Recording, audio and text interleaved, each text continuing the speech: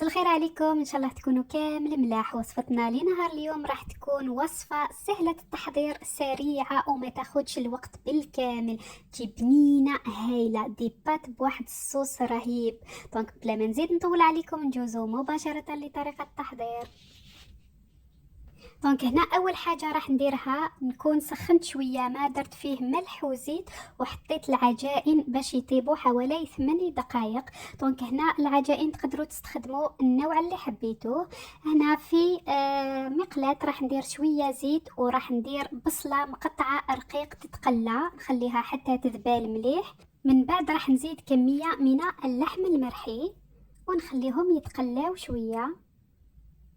هنا بعد ما تقلاب لي راح نزيد حبة كبيرة إلى حبتين طماطم مرحية،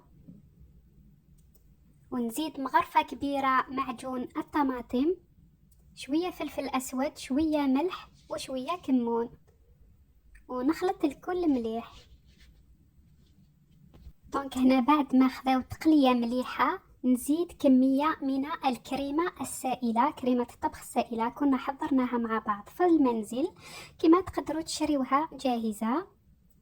فوالا الصوص ديالنا تكون واجدة. راح نصفي لي بات اللي كانوا طابوا حوالي 8 دقائق وراح نزيدهم في الصوص. دونك نقلبهم شوية هكذا في الصوص قيس ما يتشربوا، من بعد نطفي عليهم يعني ما يتعطلوش، كل شيء طيب. نطفي عليه وراح نرش عليه كمية مليحة من القزبر مقطع رقيق. والوصفة ديالنا تكون جاهزة. كخطوة اختيارية تقدروا تزيدوا فخوماج غابي من الفوق.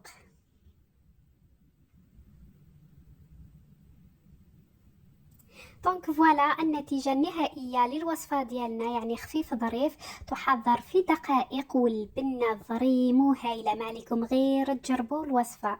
وصلنا لنهاية الفيديو لنهار اليوم. إذا عجبتكم الوصفة كالعادة ما تنسونيش بلايك. دمتم برعاية الله وإلى وصفة أخرى إن شاء الله.